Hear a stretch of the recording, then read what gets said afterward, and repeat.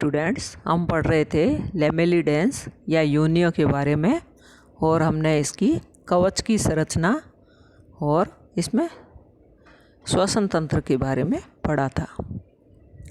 आज हम पढ़ेंगे इसमें डाइजेस्टिव सिस्टम के बारे में, एक्सक्रीटरी ऑर्गन्स के बारे में और इसके सेंस ऑर्गन्स के बारे में।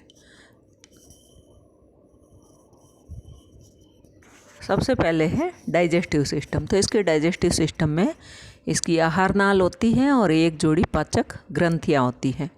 आहार नाल जो है वो लंबी कुंडलित नलिका होती है जिसमें कि मुख, ग्रसिका, आमाशय, आंत्र और मलाशय होते हैं। आहार नाल मुख से शुरू होती है जो कि एक अनुप्रस्थ दरार रूपी संरचना होता है जो कि बॉडी के अधर भाग के अग्रभाग में स्थित होता है और एंटीरियर एडक्टर मसल्स के वेंट्रल में स्थित होता है। मुख के दोनों तरफ एक जोड़ी त्रिभुजाकार मासल, चपटी और सिलिएटेड यानी पक्षमा-भी लेबियल पैल्प पाए जाते हैं जो कि one in front end one behind the mouth, एक मुख के आगे की तरफ होता है और एक पीछे की तरफ होता है। लेबियल पैल्प जो है वो एक दूसरे को साइड्स में जुड़े हुए होते हैं और ये अपर एंड लोअर लिप्स बनाते हैं। दो लेबियल पैल्प जो होते हैं वो of each side encloses A ciliated oral groove जो कि मुख के अंदर तक जाता है। एक पक्षमा भी मुख्य खांच होती है जो कि मुख के अंदर की तरफ जाती है। मुख जो है वो पृष्ठ भाग में एक छोटी संकरी नलिकाकार संरचना में खुलता है जिसको ग्रसिका कहते हैं। आमाशय जो होता है वो उसकी भित्ति मोटी होती है और थैलेनुमा संरचना होती है और अंदर की तरफ सिलिएटेड पक्षमा भी जो होता है अस्तर पाया जाता है। इसका जो डोर्सल पार्ट है वो विसरल मांस को डोर्सल जो है यह विसरल मांस के पृष्ठ में या आंतरंगी पुंज के पृष्ठ भाग में पाया जाता है और एक बड़ी पाचक ग्रंथि या जिसको लीवर यकृत कहते हैं उसके द्वारा सराउंडेड रहता है जो कि स्टमक के अंदर कई सारी नलिकाओं की सहायता से खुलता है।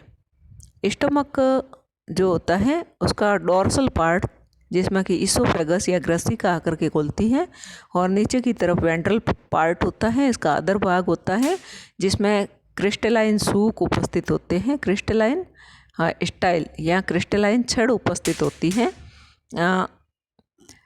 डाइजेस्टिव ग्लैंड या पाचक ग्रंथि से आने वाली नलिका जो है वो स्टमक आमाशय के पृष्ठ भाग में खुलती है। जो क्रिस्टलीय छड़ जो है वो ट्रांसपेरेंट यानी पारदर्शी होती है, ठोस होती है, जिलेटिन की बनी हुई होती है और लचीली छड़ जैसी संरचना होती है जो कि आमाशय की कोशिकाओं के द्वारा स्रावित होती है। क्रिस्टलाइन छड़ में प्रोटीन होता है जिसमें कि म्यूकस और कार्बोहाइड्रेट स्प्लिटिंग एमाइलेज और ग्लाइकोजिनेस पाया जाता है। एमाइलेज जो होता है वो प्रोटीन मॉलिक्यूल्स को कंडेंस ओवर करने का कार्य करता है। यह जो छड़ है यह सीलिया की गति के कारण जो है रोटेट या घूमती है स्टमक के अंदर जिससे कि इसका स्वतंत्र अग्र सिरा जो है वो टूटता है और इसके द्वारा एमाइलेज मुक्त किया जाता है जिसके कारण स्टार्च का आंशिक पाचन होता है जो कि एक्स्ट्रा सेलुलर डाइजेशन होता है स्टमक के अंदर। छड़ के रोटेट करने से, छड़ के घूमने से स्टमक के अंदर भोज्य पदार्थ जो हैं उसके साथ में एंजाइम्स अच्छे से मिक्स हो जाते हैं। स्टमक के पृष्ठ भाग की दीवार जो है वो फोल्डेड होती है, उसमें वलन होते हैं जहाँ पर पाचक ग्रंथि आकर के खुलती है। तो यह वलन जो है वो भोजन को संग्रहित करने का काम करते हैं और जो यूजलेस सब्सटेंसेज हैं, जो अनुपयोगी पदार्थ हैं, उनको आंत्र में स्थानांतरित करने में सहायता करते हैं। ये जो है वलन, यह छोटे आकार के और आंशिक पाचित भोज्य पदार्थों को पाचक ग्रंथि की नलिकाओं में भेजने में भी सहायता करते हैं। यहाँ पर इसका alimentary canal and digestive gland का डायग्राम दिखाया गया है। तो एलिमेंट्री कैनाल जो कि माउथ से शुरू होती है, लेबियल पैल्प उपस्थित है, पीछे की तरफ यह ईसोफेगस में खुलती है। ईसोफेगस जो है आमाशय के डोर्सल चैम्बर में खुलता है और डोर्सल चैम्बर में ही इसकी डाइजेस्टिव ग्लैंड भी, जो कि इसके पीछे की साइड में दिखाई गई है, वो भी आकर के खुलती है। इसका वेंट्रल जो चैम्बर है स्टमक का, वहाँ पर क्रिस्टलाइन स्टाइल उपस्थित होती है और इसके वेंट्रल चैम्बर से ही इंटेस्टाइन निकलती है, जो कि गोनेड्स में जहाँ पर है वहाँ पर जाकर के यह कुंडलित हो जाती है और यह पेरिकार्डियल कैविटी में से होकर के गुजरती है और वेंट्रिकल के ऊपर से होकर के गुजरती है और रेक्टम जो है इसका भाग, और यह पोस्ट एडक्टर मसल्स के ऊपर से होकर के एक्सेलेंट साइफन के अंदर एनस की सहायता से खुलती है। तो इसके इंटेस्टाइन जो है वो नीचे की तरफ जाती हैं और इसमें विसरल मांस में जाकर के कॉइलिंग होती है, कुंडल बनते हैं जो कि गोनेड्स को घेरे हुए होते हैं। तब यह ऊपर आती है और यह रेक्टम में बदल जाती है। इसका रेक्टम जो है वो पेरिकार्डियम से होकर के गुजरता है, वेंट्रिकल के ऊपर से होकर के गुजरता है और एनस के द्वारा पोस्टीरियर एडक्टर मसल्स के ऊपर से होकर के एक्सेलेंट साइफन के अंदर जाकर के खुलता है, जो कि क्लोएका के समान कार्य करता है। इसमें डाइजेस्टिव ग्लैंड, जिसको लीवर भी कहते हैं, यकृत भी कहते हैं, जो कि स्टमक को घेरे हुए होती हैं लेटरल और इसके पोस्टीरियर साइड में। यह एक बड़ी और पेयर्ड स्ट्रक्चर होती है जो कि डार्क ब्राउन या ग्रीन कलर की होती है और स्टमक के आमाशय के पृष्ठ भाग में आकर के कई सारी नलियों की सहायता से खुलती है। इसके द्वारा पाचक एंजाइम्स का सिक्रेशन किया जाता है और इसकी कोशिकाएं जो हैं भोजन को पचाने का काम भी करती हैं। तो इस प्रकार से इंट्रासेलुलर डाइजेशन भी पाया जाता है। Food and feeding. Food comprises minute plants, protozoa and organic debris. तो इसके भोजन में सूक्ष्म पौधे, प्रोटोजुआ और कार्बनिक जो है सड़ा गला पदार्थ वो होता है अवशेष। फिल्टर और सीलियरी फीडर होते हैं, ये निस्यंदन फीडर होते हैं। और टिनिडिया जो है assumed the function of obtaining food. टिनिडिया जो है भोजन प्राप्त कराने का कार्य भी करता है, क्योंकि रेस्पिरेटरी करंट जो है उसके साथ में भोजन के कण भी मेंटल कैविटी के अंदर प्रवेश करते हैं। मेंटल कैविटी में वाटर करंट जो होता है वो धीमे हो जाता है। इसके कारण बड़े आकार के जो कण हैं वो नीचे बैठ जाते हैं और इसके पश्च सिरे तक पहुंच जाते हैं। छोटे कण जो है वो करंट के साथ में गिल फिलामेंट्स, टिनिडिया के गिल फिलामेंट्स से होकर के गुजरते हैं और गिल फिलामेंट्स के सीलिया जो है वो बहुत सारे कार्य करते हैं, जैसे कि इसके पार्श्वसीलिया, पार्श्व पक्षमाप जो है वो फूड लेडन का काम करते हैं। Food laden current to enter the mantle cavity. Mantle cavity के अंदर, प्रवार गुहा के अंदर भोज्य कणों के अंदर प्रवेश का कार्य करते हैं। और लेट्रोफ्रंटल सीलिया जो है वो deflect the fine food particles on the filament, और ये भी जो है बड़े आकार के भोज्य पदार्थों को टिनिडिया पर चिपकने से रोकते हैं। तो इसके फ्रंटल सीलिया जो है वो भोज्य पदार्थों को कलेक्ट करते हैं और इनको ऊपर या नीचे वाली, टिनिडिया के ऊपर या नीचे वाली फूड ग्रूज जो भोजन खांचे बनी हुई है उसमें भेजने का कार्य करते हैं। नेक्स्ट है टिनिडिया जो है उसके द्वारा म्यूकस या श्लेष्मा का स्रावण किया जाता है, जो कि फूड पार्टिकल्स को enlarge to form string like masses, जो कि डोर्सल और वेंट्रल फूड ग्रूव से होकर के मुख की तरफ प्रवेश करता है। और लेबियल पैल्प के जो सीलिया है वो food laden mucus along with ciliated oral groove जो है वो मुख के अंदर की तरफ ये भेजने का काम करते हैं। लेबियल पैल्प जो है वो भोजन को छांटने का काम करता है और उसको मुख की तरफ भेजने का काम करता है। वो कुछ भोज्य पदार्थों को रिजेक्ट भी कर देता है और उनको आउटगोइंग करंट के साथ में बाहर की तरफ निकाल देता है। Digestion, absorption and ईजेशन। तो डाइजेशन इसमें इंट्रासेलुलर और एक्स्ट्रा सेलुलर दोनों ही पाए जाते हैं। एक्स्ट्रा सेलुलर डाइजेशन जो है वो स्टमक के अंदर होता है और इसमें डाइजेस्टिव ग्लैंड होती हैं जिसके द्वारा एंजाइम स्रावित किए जाते हैं जो कि स्टमक में भोजन पचाने का कार्य करते हैं। डाइजेस्टिव ग्लैंड्स की सेल्स जो है ठोस भोज्य पदार्थों को ग्रहण करती है और अंतःकोशिकीय पाचन, प्रोटीन और कार्बोहाइड्रेट का अंतःकोशिकीय पाचन जो है इंट्रासेलुलर एंजाइम्स की सहायता से होता है। इसमें क्रिस्टलाइन छड़ होती हैं जो कि प्रोटीन और म्यूकस की बनी हुई होती हैं और इसके पदार्थ जो हैं वो भोजन के साथ में स्टमक में मिक्स होते हैं और एमाइलेटिक एंजाइम जो है वो कार्बोहाइड्रेट के पाचन का काम करता है। ल्यूकोसाइड्स जो हैं जो कि अमीबॉइड मूवमेंट करती हैं, अमीबीय गति करती हैं, यह भोजन को अंतर्ग्रहित कर लेती हैं और इसको पाचन करने का काम भी करती हैं। इसके अलावा ये पचित भोजन को शरीर के समस्त भागों तक ट्रांसपोर्ट करने का काम भी करती हैं। पचित भोजन को स्टमक के अंदर डाइजेस्ट किया जाता है और इसका कुछ डाइजेशन जो है वो डाइजेस्टिव ग्लैंड में किया जाता है। जो अपचित पदार्थ हैं स्टमक में उनको वापस स्टमक से या डाइजेस्टिव ग्लैंड से इंटेस्टाइन में भेजा जाता है। वहाँ से रेक्टम, एनस से होते हुए एक्सेलेंट साइफन की सहायता से वो वापस बाहर की तरफ निकल जाते हैं। नेक्स्ट है इसका एक्सक्रीटरी सिस्टम।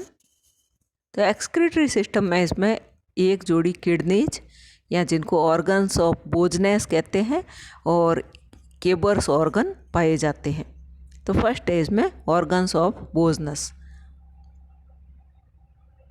तो ये मुख्य उत्सर्जी अंग होते हैं यूनियो के और एक जोड़ी किडनीज या नेफ्रिडिया पाए जाते हैं जिनको कि ऑर्गन्स ऑफ बोजनस कहते हैं, जो कि उसकी खोजकर्ता के नाम के आधार पे रखा गया है।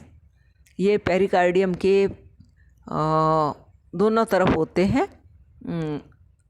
One on each side of the body below the pericardium. Pericardium के नीचे की तरफ होता है और इसमें यू आकार की ट्यूब पाई जाती है या नलिकाकार संरचना पाई जाती है। इसका लोअर लिम्ब जो होता है, नीचे वाला जो भुजा होती है, उससे एक ट्यूब निकलती है जो कि थिक वाल्ड होती है, स्पंजी होती है और ब्राउन कलर्ड की ग्लैंडुलर पार्ट होती है। और इसका जो ऊपरी भुजा जो है उसकी ट्यूब जो होती है, नली जो होती है वो थिन वाल्ड होती है, नॉन ग्लैंडुलर अग्रंथिल होती है और पक्ष्मा भी होती है जिसको यूरिनरी ब्लेडर कहते हैं। तो ब्लेडर, दोनों किडनी के ब्लेडर्स जो हैं वो आपस में एक ओवेल अंडाकार एपर्चर के द्वारा जुड़े हुए होते हैं। प्रत्येक किडनी जो है इसका पश्च सिरा पेरिकार्डियम में एक छोटे रीनोपेरिकार्डियल छिद्र की सहायता से खुलता है और इसका दूसरा सिरा जो है वो एक्सक्रीटरी या रीनल पोर की सहायता से सुप्राब्रैंकियल चैम्बर जो है मेंटल कैविटी का, उसमें खुलता है। प्रत्येक किडनी जो है वो सीलोम या रीनोसील के अंदर होती है, एनक्लोज्ड पार्ट, और यह जो है समान होता है सीलोमोडक्ट के। फिजियोलॉजी ऑफ एक्सक्रीशन या उत्सर्जन की कार्य की। किडनी का जो ग्लैंडुलर पार्ट है, ग्रंथिल भाग है, वह नाइट्रोजिनस वेस्ट को पेरिकार्डियल फ्लूइड के अंदर से और ब्लड जो उसमें सप्लाई हो रहा है उसमें से नाइट्रोजिनस एक्सक्रीटरी वेस्ट को हटाने का काम करता है।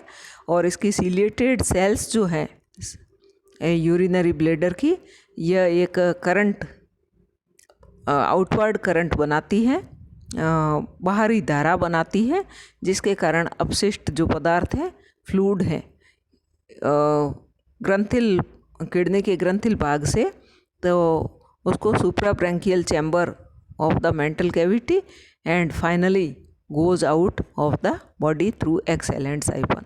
तो उसको किडनी के मेंटल कैविटी के सुप्राब्रैंकियल चैम्बर में लाने का काम करती हैं और वहाँ से यह बहिर्वाही साइफन की सहायता से शरीर से बाहर चला जाता है। किडनी जो है या बोजनेस के अंग जो है वो अकार्बनिक लवणों को पुनर्अवशोषित करने का काम भी करते हैं। इसके अलावा किडनी जो है बहुत अधिक मात्रा में जल को हटाने का काम करती है और ब्लड कंसंट्रेशन या रक्त की सांद्रता को बनाए रखती है। इस प्रकार से यह उत्सर्जी के साथ साथ में परासरण नियमन का कार्य भी करती है। यहाँ पर एक्सक्रीटरी सिस्टम को दिखाया गया है।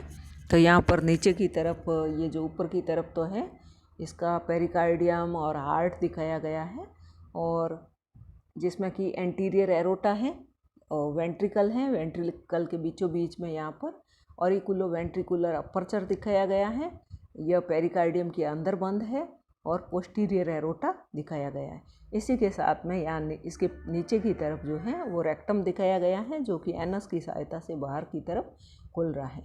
पेरिकार्डियम के नीचे की तरफ जो है किडनी दिखाई गई है। तो किडनी की शेप जो है वो यू शेप्ड है। इसमें दो भुजाएं हैं। जो इसके नीचे वाली भुजा जो है, यह भुजा रीनोपेरिकार्डियल अपर्चर की सहायता से पेरिकार्डियम के अंदर खुली हुई है।